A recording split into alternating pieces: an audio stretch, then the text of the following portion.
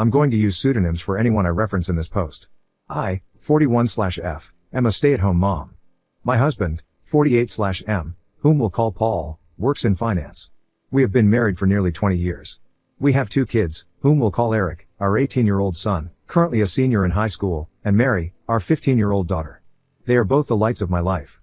My marriage with my husband has grown somewhat stale over the years for a myriad of reasons, such as his work schedule and how I've aged poorly since we first met. Our son Eric has a girlfriend, 18/F, whom he's been dating since they were freshmen in high school. We'll call her Amy. Eric absolutely adores Amy. She's his first love, and she's someone I've always considered as family. This makes the whole situation emotionally excruciating for me.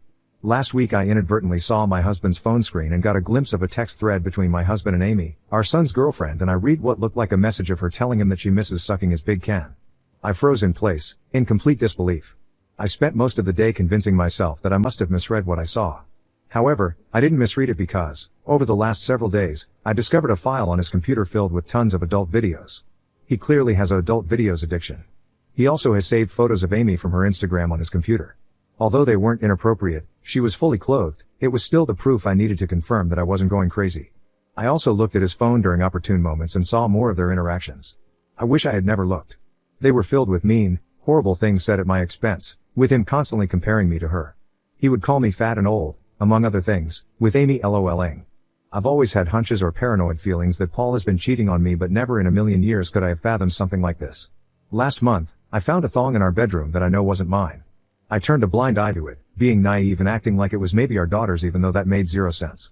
Not only is he cheating on me, but he's betraying our son. I'm completely devastated. I don't even think words can adequately describe the dread, anger, shock I feel right now. I'm totally overwhelmed on how to handle this because obviously action needs to be taken, but I'm terrified of what kind of psychic blow this will be for my son. I have no idea how to even broach this completely fucked up topic with him.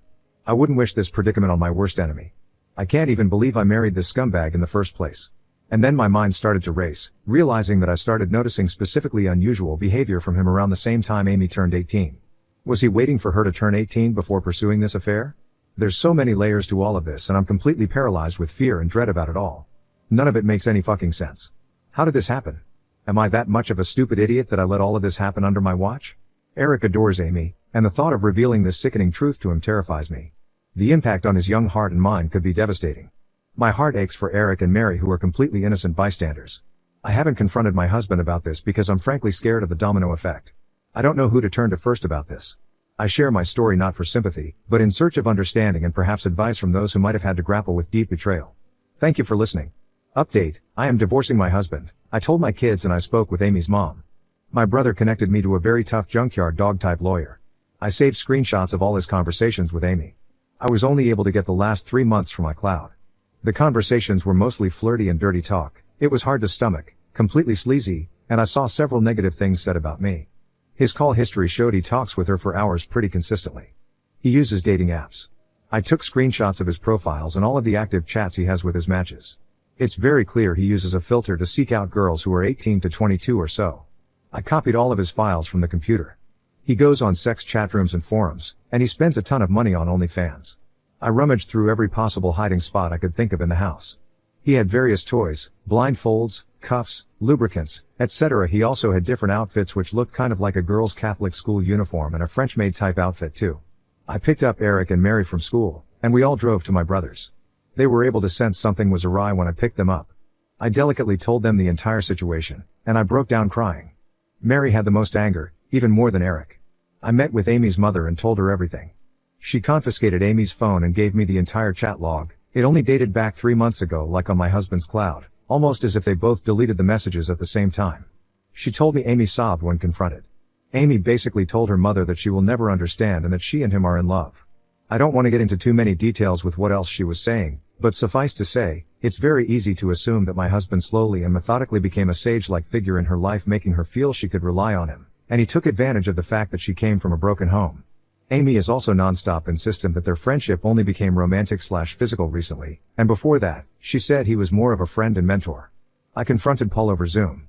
The look on his face was scary. He became red and looked so sweaty, he had anger and panic in his eyes. His tone of voice was very defensive and frightening. He kept yelling the word context over and over again and that none of that happened. He was unable to speak without constant stutters and intensity. Nothing really made any sense to me. I refused to tell him where I was, and he said I had no right to take his kids away from him, and then he abruptly left the Zoom. My lawyer is filing for temporary sole custody of Mary and a restraining order. Mary is still the most angry. She's totally furious with her dad and Amy, justifiably so, of course. Mary is recollecting moments and times she watched her dad interact with her friends and she's in knots about it. Eric is very clearly hurting, but he's so strong and very level-headed. He wants to see a therapist. The maturity my kids are showing makes me proud. They don't deserve this at all. We made the authorities aware of everything. I plan on being completely unforgiving and ruthless in this divorce.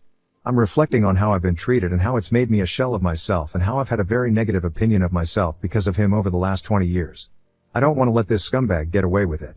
I want to reinvent myself and move on stronger than ever. Update number 2. Divorcing my husband who cheated on me with our son's 18-year-old girlfriend. Update on Amy, Eric, and Mary. Thank you again for all the love and encouragement. It gives me comfort and means so much to me. I've received many comments and messages accusing me of faking this story, which oddly also provides comfort because all of this feels unreal even to me. It validates my own feelings that there are people out there who can't even fathom this being true. I wish it were fake. I've been focusing on and worrying about how others are feeling over this, somewhat ignoring my own feelings which I'm trying to change. I range from anger to numbness like a light switch. We're all safe and still at my brother's house. We're very careful, and his house is secured. Paul has tried to call my cell phone several times a day. I am refusing to interact with him, and I will have my lawyer handle all correspondence. He scares me, frankly. My brother has a very secure house with an alarm system and deadbolt locks. We feel safe with him. Both my son and I got checked out and tested. It appears so far that we're both clean based on the immediate rapid tests, but in the coming days, we'll know for certain when the lab results come in. I'm not overly concerned. Eric is scheduled to see a therapist early next week, which is very good and needed. He's not himself right now. He seems a bit shell-shocked, and I am concerned. He internalizes a lot, and it's hard to get a read on what's going on in his head. That being said, he's thoughtful and has been talking with me, asking me how I'm doing and everything. He's not interested in corresponding with his dad at all. He calls only my cell phone, and he hasn't tried to reach out to either Eric or Mary. I get the sense that Paul is extremely nervous. He's scared, and I think he deep down knows that if investigated thoroughly, he would be in big trouble. That's what my gut is telling me. I still think about the Zoom call with him, and the more I think about it, the more it looked like he was a man whose entire world was crashing down on him. The panic in his face was very apparent. I offered Mary for me to make an appointment with a therapist as well, but she doesn't want to see one yet. She said she's open to it eventually but wants time to herself. She's been asking her friends about her dad and if they experienced any creepiness from him. Her friends were open and honest with her, and apparently, they felt like he stared a lot and sensed his hovering presence whenever they were over. One of Mary's friends went so far as to say that she felt like he was checking her out a lot, like looking at her rear and complimenting the color of her yoga pants.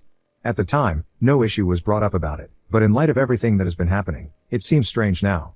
He would sit himself in different areas or vantage points to get a good view of her, she claimed. He also asked questions about what kind of friend group or which clique they were in at school. He kept asking about if they were popular girls. I'm completely embarrassed that they had this experience at our house. As for updates on Amy, which is the main reason why I wanted to write this update, I completely agree that she is also a victim. A lot of people have been emphasizing that, and I agree. I've done everything I could in my own power to indirectly get her opportunities to get help. Like I said, I told her mother, and she's been updating me on everything.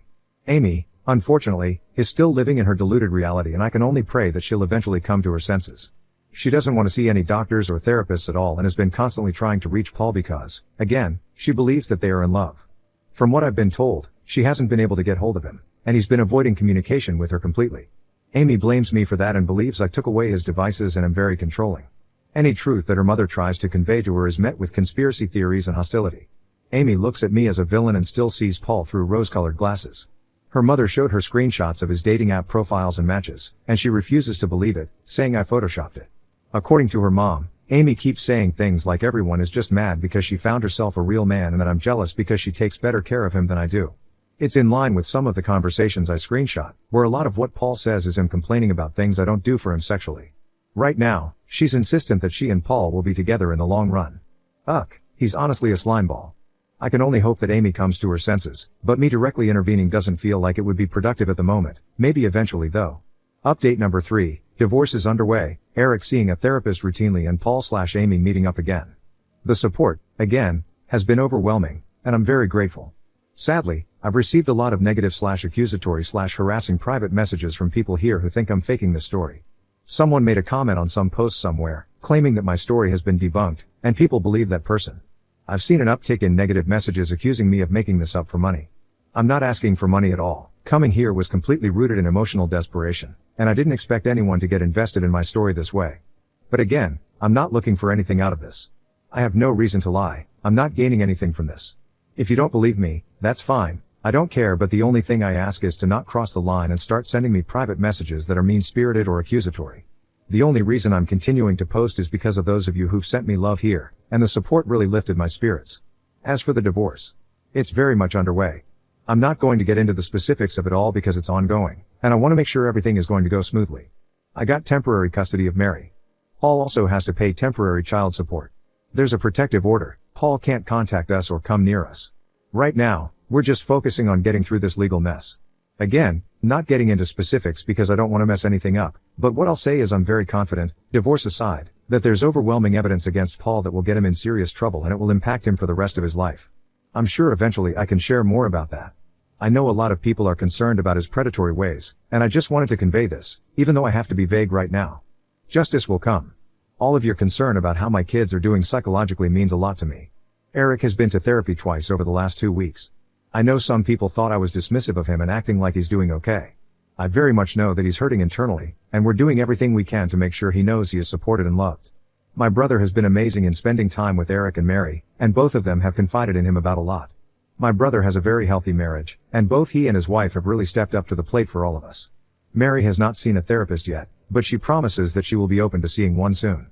Her anger has mostly turned into sadness, I noticed, and I hope I can get her to see a therapist soon. Her friends have played a key role in this whole thing, and that's something that Mary has been grappling with as well. I know a lot of people are invested in the well-being of Amy as well. There were a lot of questions about whether Eric and Amy would still see each other at school. It sounded like they go to the same school, but they do not. Eric and Amy went to the same junior high school and knew each other even then, but Amy ended up going to an all-girls Catholic high school while Eric, and Mary too, stayed in the public school system. We all lived in the same town, and over the summer heading into freshman year is when they were getting to know each other and when they started dating. I wish I had a better Amy update, but it's gotten a lot worse since the last update. Paul has actually been seeing Amy, despite her mother trying to force her not to see him. She tells me that Amy says she's 18 and an adult, and she can do what she wants. Her mother is in a precarious spot because if she kicks Amy out of the house for defying her, something that she has threatened to do, which I think is a mistake, she would just run to Paul permanently. The time she spends with Paul has increased over the last week, despite the fact that Paul initially ghosted her when all of this first hit the fan. There were some days where Amy would just be gone for hours on end. There's only so much I could do with the Amy situation, but again, I do believe things will turn around soon with that, given what I know about Paul and what's to come. I can only pray that Amy can get help and guidance when more shit hits the fan. I'm doing everything I can with my own kids and my own mental health, and Amy's mom knows she has my support, and that's all I could really provide. Next story, stepdaughter passed away, and then I caught my husband cheating with his ex-wife. But now she's gone too. My stepdaughter Becca, 14F, died 4 weeks ago. I've been in her life since she was 7 years old. We were extremely close. My husband Derek, 40M, his ex-wife Sam, 38F, and I, 35F, get along very well. There's never been an issue in the 7 years that I've been with Derek.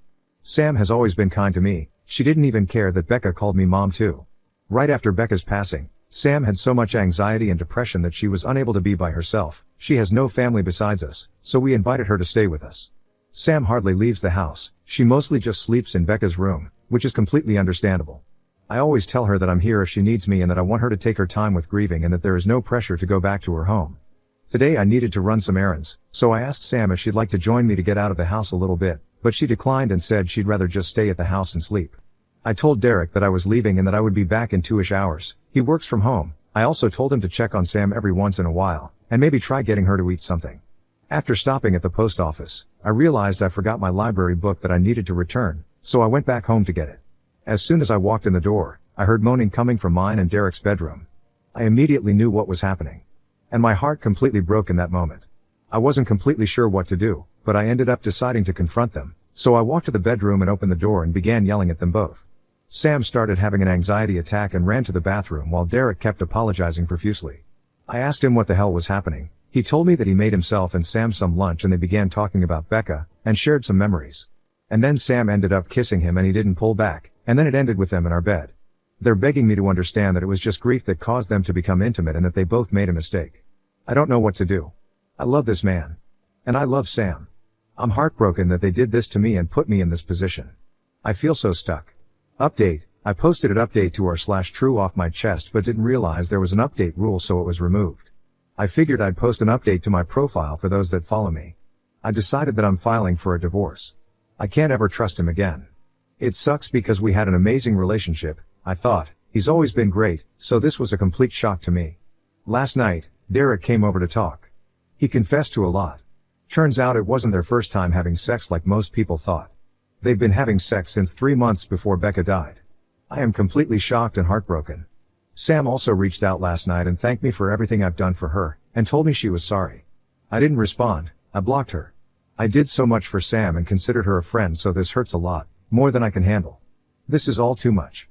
As hard as this is gonna be, I need to leave Derek and cut them both out of my life. I am ready to do so. I am done. Also, some people are saying I deserve this because I should have known better than to let Sam into our home, around Derek. But, you need to understand that I'm a giving person. I trust people more than I should. I truly thought Sam was an amazing person. I know it's unusual to become friends with your husband's ex-wife, but it's just how it went for us and I shouldn't be blamed for what happened. Thank you to everyone who commented nice things and for the kind messages. You've all been helpful during this insanely difficult time. I appreciate it. Update 2. I'm getting questions about some things so I figured I'd answer a few of them. Have I told anyone about what happened besides my mom? Yes, I told a few friends and some family members. Most of them are supportive of my decision and aren't speaking to Derek. Where is Derek staying? Currently, he's staying at a hotel. Our friends refuse to let him stay with them. He's lost a lot of people due to his awful decision. Has he tried fighting me on getting a divorce? Yes, he begged me not to file for divorce. But when I told him I needed him to just let me go, and that I was too exhausted to fight him on this, he let it be and agreed to getting a divorce. Why isn't Derek staying with Sam? He told me he didn't want to continue to hurt me, so he told Sam he was done with her for good. And that they have no reason to speak to each other anymore. I have no idea if that'll last or if they'll just end up together, but I truly don't care what they do anymore. I just want peace. What was Derek's excuse for cheating? He told me that they just accidentally reconnected one night when I was away at my mom's. He was stressed we weren't conceiving and were having miscarriages, so he vented to Sam, and then somehow that led to sex. Disgusting of them both, I know. Feel free to ask anything else, and I'll try to answer. Thank you everyone for your support and advice. More updates. I just found out that he is staying with Sam and not at the hotel. He told me it's too expensive to stay at a hotel and Sam is the only one that'll help him right now. I had a feeling this would happen. Just knowing that they are still probably sleeping together hurts my heart. I talked to a lawyer this morning and we are proceeding with the divorce and Derek agreed to it. It's actually happening, and I feel some relief that he's not fighting me on this. My mom leaves on Sunday. I'm scared to be alone. But I go back to work on Monday, so I'm hoping it'll be a good distraction. I'll keep updating if anything else happens. Thank you everyone, I am so grateful for you all. Becca's diary. I decided to go through some of Becca's stuff today. I just found her diary in a box in the back of her closet. Would it be wrong to read some of it? I feel like it would help me feel closer to her, but part of me feels like it's wrong too. I haven't told Derek that I found it either, and I'm unsure if I should tell him. What would you do? Update 3. I figured it's been a few days, so I should give a little update. My mom is leaving in a couple hours, so I'll be alone. I'm kinda nervous about it. She helped me stay distracted and kept me going. How I'm gonna handle her being gone.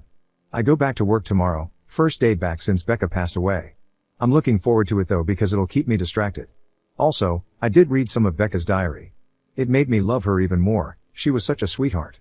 I went back a few months and saw that she noticed some weird behavior between Derek and Sam. Didn't mention that she knew of the affair, but she just wrote that she thought it was kinda strange that they all three would hang out more than usual, without me. I might read more, but so far I haven't found anything that's disturbing. Just her being a teenager and talking about crushes, fights with friends, happy family memories, etc. Tomorrow I'm also talking to my lawyer, so I might have more updates on that. Thanks for the continuous love and support everyone. Update 4. Last update for a while. Started randomly getting a lot more messages/comments, so I figured I'd do another little last update. My first week back at work went great. I wasn't expecting it to go so well, but thankfully it did. My coworkers were so helpful and patient with me. On Friday night I decided I didn't want to stay home all weekend alone, so I decided to drive up to my mom's. It helps I have a 3-day weekend so I can spend more time with her. I'm heading back home tomorrow. Also, for those of you that have messaged me hateful things for reading Becca's diary, I just have to say, you aren't in my shoes right now. Telling me I'm a bad mom because I'm reading her diary is just ridiculous. I learned so much more about her, about how caring and sweet she is, and it made me love her even more. It's how I'm able to feel so close to her right now, so please don't tell me I'm a bad parent for just trying to get by one of the hardest times of my life. You have no idea what it's like. I don't have much of an update, so this will be it. I'll come back and update once the divorce happens though. Thank you to those of you that have been nothing but kind and helpful. You helped me feel less alone. I'll forever be grateful. Update 5. Sam saw my Reddit post and is threatening to sue me. Sam made a fake FB profile to message me and tell me she wants to sue me for telling strangers about what happened. Derek supports her apparently. I don't need this. Am I not allowed to vent about my life to people online? I just want life to get better. I'm so tired. Fuck you, Sam. Fuck you, Derek. Edit. Sam is in the comments and messaged me on here too. Blocked her. Update 6. I don't think I can do this anymore. I have been as strong as I can be, but I have been really struggling. So much is going on and I'm just so tired. How can I keep going? I just want to be with Becca. I miss her. I miss her smile. I miss her laugh. I miss how she'd try to make you laugh when you were sad by telling dad jokes. I miss how she liked being in the garden with me. I miss seeing all her new drawings. I miss her beautiful eyes. I miss everything about her. I just want her back. I need her back. Edit. I'm okay. I just needed a space to vent. I was getting so many messages asking if I'm alright, and I just wanted to say thank you to those that reached out. I am okay. I will be okay. Some days are harder than others, but I think I'll get through this. I'm so grateful for the little community I have here. Thank you all so much. Update 7. Sam took her life on June 20th, 2024. Sam ended up taking her own life on June 20th. I am still trying to process everything. She had hurt me deeply, but this isn't something I wanted whatsoever. And Derek blames me. I feel so many things and I'm gonna be away for a while again, but I wanted to update you all. Thanks for the love, everyone. Update 8. Taking a break from Reddit and going on a trip in a week. Well, I'm doing it. I'm taking the advice that so many of you had. I'm going on a trip since my job doesn't need me till the middle of August. I was so lucky I had my mom come stay with me a lot, and had my best friend come stay with me when my mom couldn't. But I felt like I was asking too much of them. So I decided that maybe traveling might actually be a good idea. In a week, I'm going to Norway. Becca and I always wanted to go there one day. It was on our bucket list. I'm actually excited. I'm also thinking of getting a pet when I come back. But might wait till I move. Thank you to those that recommended I do this. Becca would be happy I'm doing this. She'd be so frickin' thrilled for me. You probably won't hear from me for a while. I'm taking a long break from Reddit and all my social media. I think it's best for me. But just know, I love and appreciate all of you that have been there for me. I would have been so lost without some of you. Yours truly, Alyssa.